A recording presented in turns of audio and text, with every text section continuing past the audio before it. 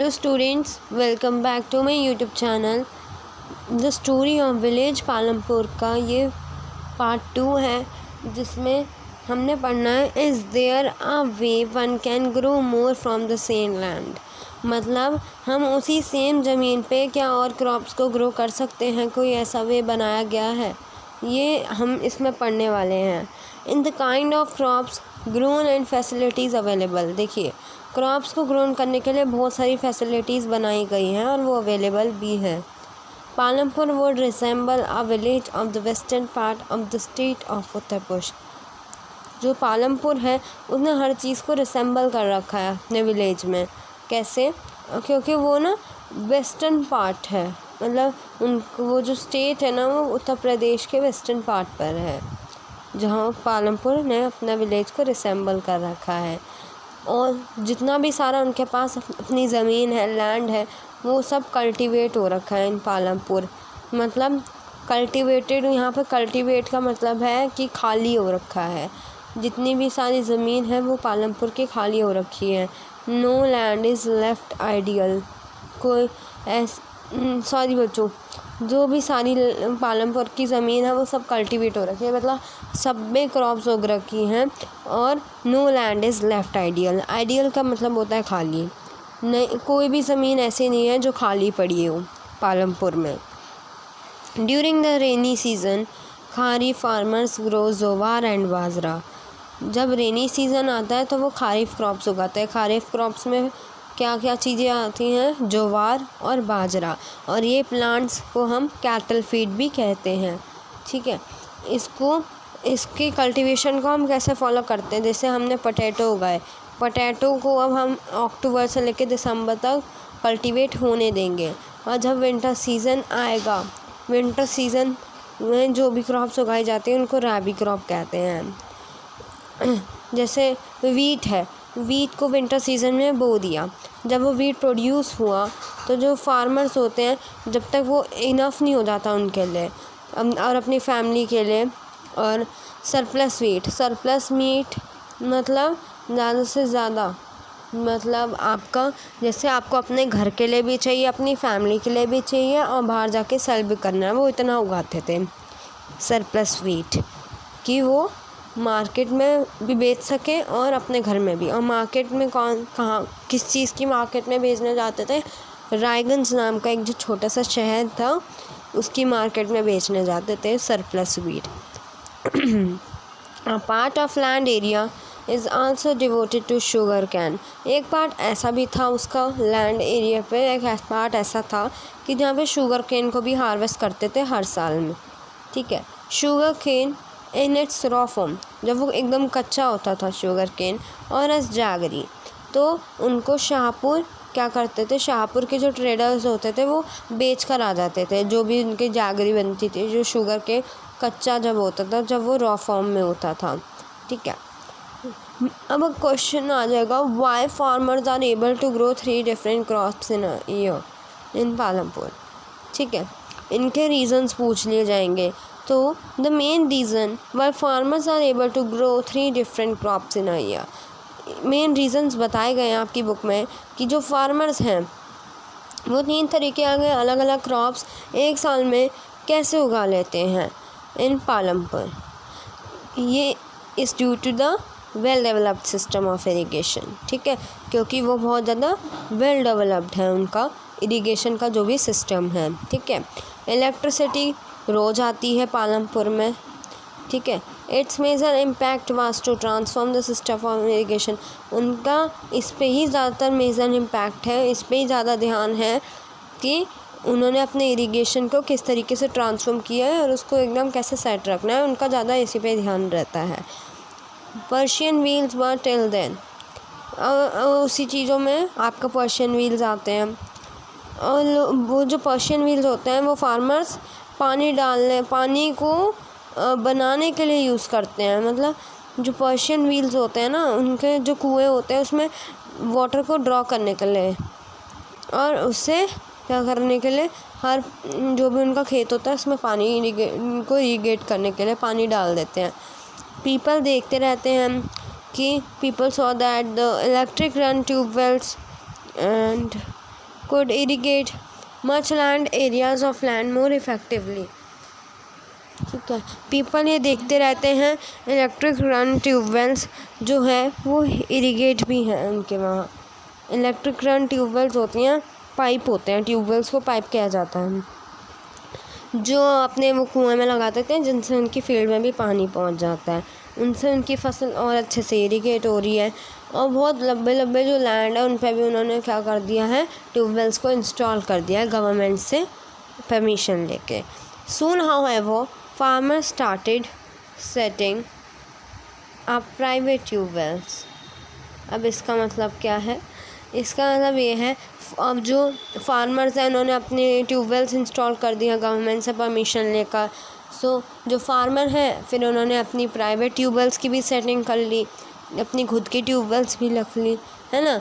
और जब 1970 की बात है ये, उनका 200 हेक्टर्स जो एरिया था ना वो पूरा इरिगेट होके अच्छे से कल्टीवेट हो चुका था।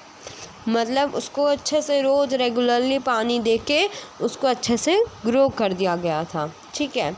लेकिन ऐसा ज़रूरी नहीं है कि हर विलेज में, जो भी इंडिया में हर विलेज है वो इतना डेवलप हो रखा हो। Not all villages in India have such high levels of irrigation, ठीक है। जहाँ पे रिवर लाइन प्लेन्स होते हैं, कोस्टल रीजन्स होते हैं, वही वेल इरिगेट हो पाते हैं विलेजेस, ठीक है। इन कंट्रास्ट जैसे प्लाट्यू रीजन्स होते हैं, उसमें आपके क्या कैसे कैसे प्लाट्यू आते हैं, उसमें आपके डेक्कन प्लाट्यू आ जाता है जो लो लेवल पे काम करता है इरिगेशन के, लेकिन उसका जो टोटल कल्टीवेटेड एरिया होता है ना उसका कंट्री में वो 40% है जो इरिगेट हो गया है, लेकिन अभी बहुत कम है हमारे पालमपुर से, ठीक है। और जब बचे बुचे एरियाज़ होते हैं वो उस पर भी फार्मिंग कर दी जाती है, रेनफॉल हो जाती है, वो रेनफॉल पे डिपेंड रहता है क्योंकि वो इतने डेवलप नहीं है कि वो ट्यूबवेल्स लें, है ना। ट्यूबवेल्स गवर्नमेंट्स अपनी खुद की प्राइवेट ट्यूबवेल्स बनाए, उसकी सेटिंग कर लें, नहीं, वो इतने मतलब अभी नहीं है वेल डेवलप्ड, ठीक है। तो ये मैं आपको बताना चाहती हूँ कि हर विलेज वेल डेवलप्ड नहीं होता पालमपुर की तरह। To grow more than crop on a piece of land during the year is known as, ये बच्चों को इशू हो गया है, एक मिनट बेटा, हम बच्चे यहाँ पे हैं, मैं बता देती हूँ पहले। इधर है बेटा, इधर पहले टॉपिक पे, इस पैराग्राफ पे, पेज नंबर 3 पे। To grow more than crop on a piece of land during the year is known as multiple cropping. अभी क्वेश्चन आ सकता है कि ये सबसे मेन क्वेश्चन होता है, सबके पेपर में आता है बेटा, कि डिफाइन मल्टीपल क्रॉपिंग, और ये 2 मार्क्स का आता है। To grow more than 1 crop, एक क्रॉप से ज़्यादा क्रॉप को उगाना एक ही साल में, उसको हम मल्टीपल क्रॉपिंग कहते हैं, ठीक है। ये एक मोस्ट कॉमन वे है, आप अपने प्रोडक्शन को ऐसे करके इंक्रीज़ कर सकते हैं। और अपने लैंड पीस, अगर आपके पास लैंड होगा उसी पे तो प्रोडक्शन करोगे ना, तो इसलिए आपके पास पहले से लैंड पीस होना चाहिए, ठीक है। जितने भी पालमपुर के फार्मर्स हैं उन्होंने 2 से ज़्यादा ग्रो कर रखी हैं क्रॉप्स, तो इसलिए वो इतने वेल डेवलप्ड हो रखे हैं। और वो 2 से ज़्यादा 2 ही मेन क्रॉप्स उगाते हैं, एक तो है आपका पोटैटो, और थर्ड क्रॉप जो है वो 15 to 20 ईयर्स पहले उगाई थी, अब वो उन्होंने बंद कर दिया उगाना, ठीक है। तो many are growing potato as the third crop and the past 15 to 20 years, ठीक है। अब ये जो नीचे ये लेट्स डिस्कस वाले टेबल है, ये बस ये बता रखा है इसमें कि cultivate area over the years, area cultivate कैसे करा साल में पालमपुर में, ये इतना इम्पॉर्टेंट क्वेश्चन नहीं लगता है और नहीं आता है ये। देखिए यहाँ पे जो पीपी लिख रखा है ना, आपकी बुक में पीपी जो लिखा है उसका मतलब है प्रोविजनल डाटा, यहाँ पे नहीं लिख रखा है इस पीडीएफ में, लेकिन कुछ कुछ की बुक्स में लिख रखा होगा। पी का मतलब होता है प्रोविजनल डाटा, मतलब इस चीज़ का पूरा इन्फॉर्मेशन दे रखी है कि क्या क्या है, ये चीज़ें हैं बताई गई हैं जो आपको, ठीक है। और एक साल में कैसे एरिया कितना कल्टीवेट हो जाता है, मिलियन हेक्टर में होता है, ये सब बता रखा है। ये इतना इम्पोर्टेंट नहीं है। नीचे ग्राफ की पिक्चर दे रखी है। हम अपना आते हैं इस वाले टॉपिक पर, आगे बढ़ते हैं उससे। हमने आपको क्या, अभी तक मैंने आपको क्या बता दिया कि वो जो थर्ड क्रॉप होती है वो 15 to 20 ईयर्स पहले उगाई जाती थी, अब नहीं उगाई जाती है। तो इट मीन्स वो सिर्फ पोटैटो ही उगाते हैं। तो जो क्रॉप प्रोड्यूस हो जाती है on a given piece of land, ठीक,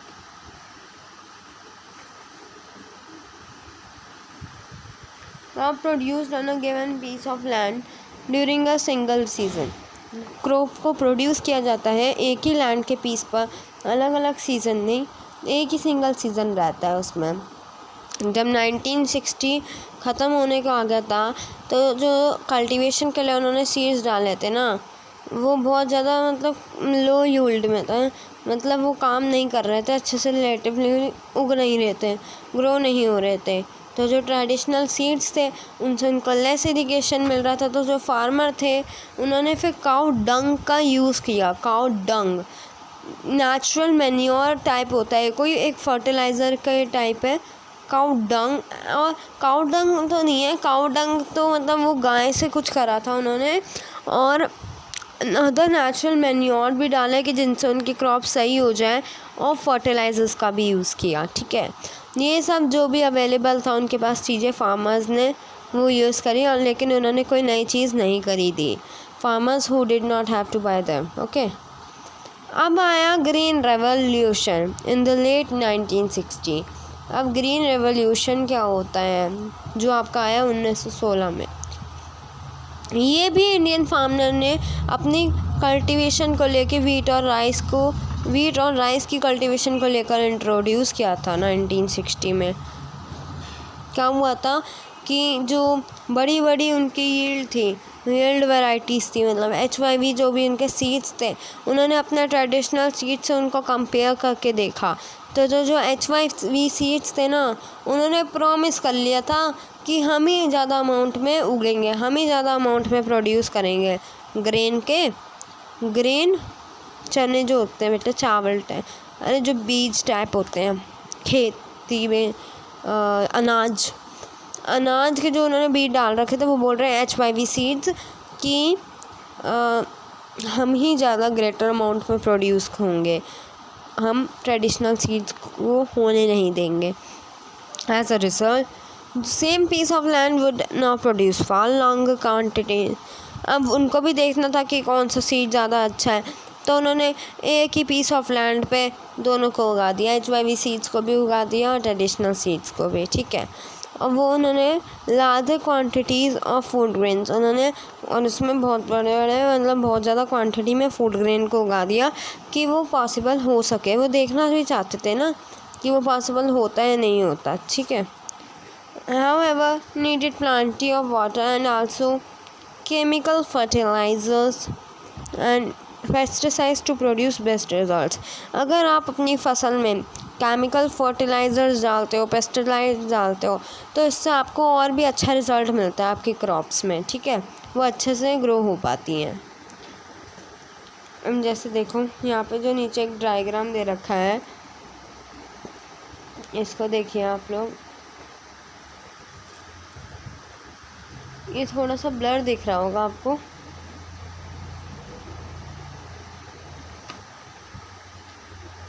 आप अपनी बुक्स लेकर बैठना, इनसे आपको क्लियर दिख जाएगा। थोड़ा थोड़ा तो ये भी क्लियर दिख ही रहा है, थोड़ा सा ना बोल्ड हो रखा है। देखो यहाँ पे ना फसल है, फसल में उन्होंने HYV सीड्स डाल दिए, और उसी फसल में उन्होंने फर्टिलाइज़र्स डाल दिए हैं, पेस्टिसाइड। और जो मॉडर्न फार्मिंग मेथड्स की अलग क्रॉप है जिसमें उन्होंने पेस्टिसाइड्स डाले हैं। और थोड़ा सा यहाँ पे जो क्रॉप दिख रहा है ना इधर, इसमें इरिगेशन है आपकी, और इरिगेशन कैसे करिए, कैनाल से पानी लाए हैं, पंप सेट से, इलेक्ट्रिसिटी से, डैम से इलेक्ट्रिसिटी नहीं है। ठीक है, और उन्होंने फार्म मशीनरी करी है जिसके लिए आपको डीजल चाहिए।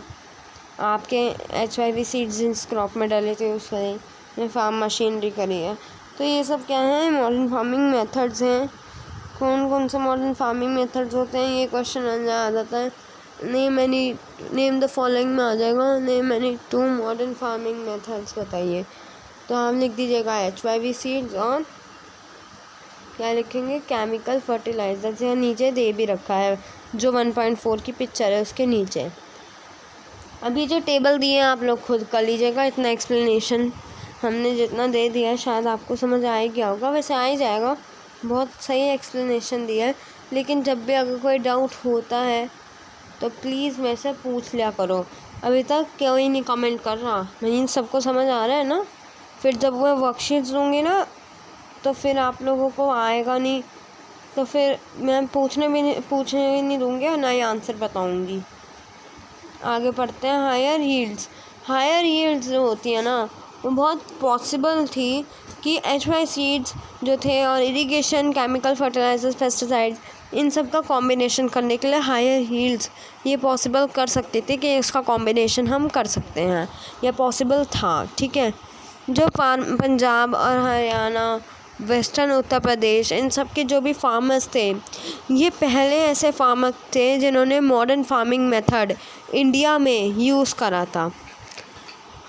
फार्मर्स रीजन सेट में कुछ ऐसे थे जिन्होंने अपनी इरिगेशन के लिए ट्यूबवेल्स लगाए थे, ट्यूबवेल्स मतलब पाइप लगाए थे, एंड उन्होंने HYV सीड्स भी बनाए। फार्मर्स ने ही बनाया है ये सब, केमिकल फर्टिलाइज़र्स और पेस्टिसाइड्स, जिनसे कि उनकी फार्मिंग अच्छे तरीके से हो सके। कुछ और भी चीज़ें थी फार्म मशीनरी में, जैसे वो यूज़ करते थे ट्रैक्टर्स, थ्रेशर्स, जिनसे वो प्लगिंग कर सकें और हार्वेस्टिंग उनकी जल्दी हो, हार्वेस्टिंग फास्टर। और उनको इनसे क्या रिवॉर्ड मिला, उनकी अच्छे से उनकी जो उन्होंने क्रॉप्स उगाए थे, वीट उगाई थी, वो अच्छे से उग गई। इन Palampur the yield of wheat grown from the traditional varieties was 1300 kilogram पर हेक्टर। पालमपुर में जो उन्होंने वीट ग्रो करी थी अलग अलग वैरायटी से, ट्रेडिशनल वैरायटी से, तो उनकी 1300 किलोग्राम पर हेक्टर मतलब उनकी क्रॉप सूख गई। फिर उन्होंने वेट चेक करके देखा। विद HY सीड्स ने HYV सीड्स जो उन्होंने फिर डाले थे, दोनों का वो देखना चाहते थे ना, ट्रेडिशनल सीड्स अच्छे होते हैं, HYV सीड्स। फिर उन्होंने HY सीड्स वाली क्रॉप देखी तो वो उससे ज़्यादा थी, वो थी 3200 किलोग्राम पर hectare. There was a large increase in the production, मतलब जो ट्रेडिशनल वैरायटी थी ना, जो उसकी प्रोडक्शन करी गई, उसमें 1300 किलोग्राम पर हेक्टर जो थी हमारी क्रॉप उगी। लेकिन जो आपके HYV सीड से जो क्रॉप उगाई गई थी उसमें उससे बहुत ज़्यादा ही इंक्रीज था, मतलब उसका बहुत ज़्यादा ही चेंजेस थे उस क्रॉप से। There is a large increase in the production of wheat. तो फार्मर्स ने देखा कि उसमें ग्रेटर अमाउंट आ रहा है, तो ऐसे अगर हम इतनी ज़्यादा क्रॉप्स उगाएंगे, तो अगर हम सरप्लस वीट उगाएंगे तो हम उसको मार्केट्स में बेच भी पाएंगे। तो फिर उन फार्मर्स वैसे ही करने लग गए। अब हम आते हैं आगे। लेट्स डिस्कस में जो क्वेश्चंस हैं वो आप खुद कर लेना, और नहीं समझ में आया तो पूछ लेना। अब हम आते हैं यहाँ पे इस वाले पॉइंट पे। इसमें बता रखा है मॉडर्न फार्मिंग मेथड्स जो होते हैं ना, require the farmer to start with more cash than before. क्या ये मतलब ये भी एक क्वेश्चन है कि क्या ये मैंने बता दिया आपको, लेकिन ये जो 3 दे रखे है ना, ये जो 3 दे रखे हैं पॉइंट, ये आपने खुद से करने हैं। चलिए, modern farming methods require the farmer to start with more cash. क्या जब भी अगर फार्मर को मॉडर्न फार्मिंग मेथड्स, मतलब उसमें क्या क्या चीज़ें आती हैं आपके, पेस्टिसाइड्स, केमिकल फर्टिलाइजर्स, ये सभी तो आता है मॉडर्न फार्मिंग मेथड में, तो क्या आपको क्रॉप उगाने के लिए यही ज़रूरी है कि यही चाहिए? ये ऐसा ज़रूरी नहीं है। अब पैसा भी चाहिए पहले तो, विद मोर कैश, जब भी तो आप अपने मॉडर्न फार्मिंग मेथड्स को ख़रीद पाओगे, है ना। जो आपका पेस्टिसाइड्स आता है, chemical fertilizer, well developed system of irrigations, तो ये सब आप कैसे ख़रीद पाओगे? With more cash. तो उसके बाद या तो आप ख़रीदो मत, आप ट्रेडिशनल वैरायटी से ही अपनी क्रॉप उगा लो, तो वाई, ये क्वेश्चन में थोड़ा सा आंसर मैंने बता दिया है खुद से, आप आगे मुझे कमेंट सेक्शन में लिख कर बताना। और ये जो सजेस्टेड एक्टिविटी है, ये क्वेश्चन इतना इम्पोर्टेंट नहीं है, फिर भी आप लोग डिस्कस कर लेना कमेंट्स में। अब आता है will the land sustain. Land क्या सस्टेन है? Land being a natural resource, land जो है, ज़मीन जो है, वो माँ को नेचर ने दी है, वो नेचुरल रिसोर्स है। ये नेसेसरी है कि इसको हमारे को, ये नेसेसरी है कि इसको हमारे को यूज़ करना होता है तो बहुत सोच समझ के करना चाहिए, क्योंकि एक टाइम ऐसा भी आ सकता है कि जब हमारे पास ज़मीन ही ना हो कोई चीज़ को आगे बढ़ाने के लिए, उसकी आगे प्रोडक्शन करने के लिए, तो इसलिए केयरफुल होकर ही उस चीज़ों को यूज़ करना चाहिए जो हमारे को नेचुरल रिसोर्स मिले गए हैं। लेकिन हम जिनको बता लें, मतलब एक दो बंदों को बताने से तो होता नहीं है ना। जब सब लोग एक साथ करेंगे, इसका अपमान करोगे तो कैसे होगा, कैसे नेचुरल रिसोर्स बचेंगे, है ना। तो इसलिए सबको वेस्ट नहीं करना चाहिए नेचुरल रिसोर्स में। आपका वाटर भी आता है। साइंटिफिक रिपोर्ट्स इंडिकेट, साइंटिस्ट ने ये जो रिपोर्ट बनाई है, उन्होंने ये इंडिकेट करा है, उन्होंने ये बताया है कि जो मॉडर्न फार्मिंग मेथड्स है ना, वो ओवर यूज्ड हैं। मतलब उनको बहुत ज़्यादा से ज़्यादा यूज़ किया जा रहा है नेचुरल रिसोर्स के बेस पर, क्योंकि उससे जल्दी जल्दी क्रॉप उग जाती है और बहुत ज़्यादा अच्छी खिली भी उगती है। लेकिन ट्रेडिशनल मेथड्स में, जो आपके ट्रेडिशनल फार्मिंग होती है, उसमें बहुत टाइम लेती है और आपके HIV सीड्स जो होते हैं उनसे वो जल्दी से उग जाते हैं। मॉडर्न फार्मिंग मेथड्स अगर हम अपनी फार्मिंग में यूज़ करें, तो लोग उसको ज़्यादा ओवर यूज़ करने लगे हैं अपने नेचुरल रिसोर्स के बेस पर। तो ऐसी बहुत जगहें हैं जहाँ पे ग्रीन रेवोल्यूशन को सॉइल फर्टिलिटी के लॉस से समझ के उसको एसोसिएट करा जा रहा है। मतलब जो सॉइल फर्टिलिटी है ना, वो बहुत ज़्यादा उसको लॉस हो रहा है, सॉइल फर्टिलिटी को बहुत ज़्यादा लॉस हो रहा है। And due to the increase use of chemical fertilisers का इंक्रीज़ हो गया है, मतलब उसका ज़्यादा से ज़्यादा यूज़ हो रहा है और वो कंटिन्यूसली यूज़ हो रहे हैं। ग्राउंड वाटर से ट्यूबवेल्स इरिगेशंस, मतलब ग्राउंड वाटर पाइप डाले जा रहे हैं ग्राउंड के अंदर और उससे पानी लिया जा रहा है। ऐसे ही हो रहा है हर विलेज में। Lead to the depletion of the water table. अगर हम ऐसे ही करते रहे तो जो हमारे पानी है उसकी हमारे को कमी हो जाएगी। एक टाइम ऐसा आएगा कि उसकी स्कैरिसिटी हो जाएगी।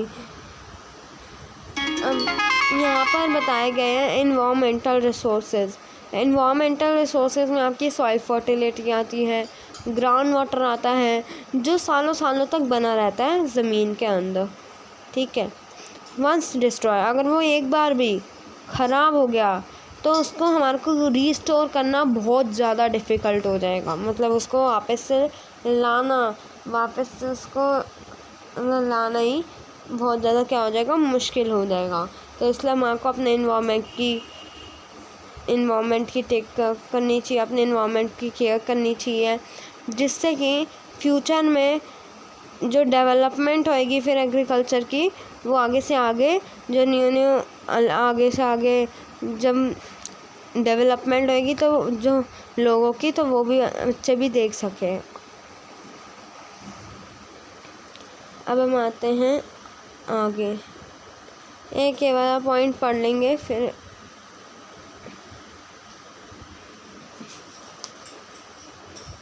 आगे भी है इसका, फिर हम 4th वाला नेक्स्ट वीडियो में करेंगे, ठीक है। केमिकल फर्टिलाइज़र्स हमारे को क्या क्या मिलता है, केमिकल फर्टिलाइज़र्स हमारे को क्या प्रोवाइड करते हैं, ये क्वेश्चन बन के आ सकता है। केमिकल फर्टिलाइज़र्स हमारे को प्रोवाइड करते हैं मिनरल्स जो होते हैं ना, वो आपके पानी में डिज़ोल्व हो जाते हैं और ये प्लांट्स में भी एकदम आसानी से अवेलेबल हो जाते हैं, प्लांट्स के अंदर भी, ठीक है। इनको हमारे को रिटेन नहीं करना पड़ता सॉइल के अंदर, क्योंकि ये लॉन्ग टाइम तक रहते हैं, ठीक। अब आगे देखो,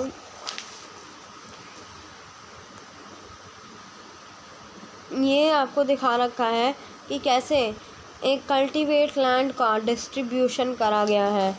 जब हमारे पास ज़मीन इतनी है तो उसमें कैसे क्रॉप्स को उगाया जाता है, ये दिखाया गया है इस पिक्चर में, पालमपुर में ही। अब हमने ये वाली टेबल पढ़नी है। दे में escape from the soil and pollute ground water। Ground water से आपको ट्यूबवेल्स द्वारा पानी लिया जा रहा है, तो कभी कभार पानी बाहर का अंदर चला जाता है, तो उससे जो आपका ग्राउंड वाटर है वो भी पॉल्यूट हो रहा है, रिवर लेक्स भी पॉल्यूट हो रही है। और जो केमिकल फर्टिलाइज़र्स हैं उसमें आपके जो बैक्टीरिया हैं, माइक्रो ऑर्गेनिज़म्स हैं, जो बहुत ज़रूरी होते हैं हमारी सॉइल को फर्टाइल करने के लिए, वो भी मर रहे हैं। एंड कैन आल्सो किल, है ना। तो इसका मतलब क्या है कि आपको कभी कभार इनको यूज़ करना चाहिए, यानी कि आप इसको रेगुलर लेकर चल रहे हो, ठीक है। The soil will be less fertile then ever. Soil जो है वो बहुत कम फर्टाइल होने लग गई है। क्यों? क्योंकि हमारे जो केमिकल फर्टिलाइज़र्स हैं उनमें बैक्टीरिया नहीं है, माइक्रो ऑर्गेनिज़म्स नहीं है, इसलिए।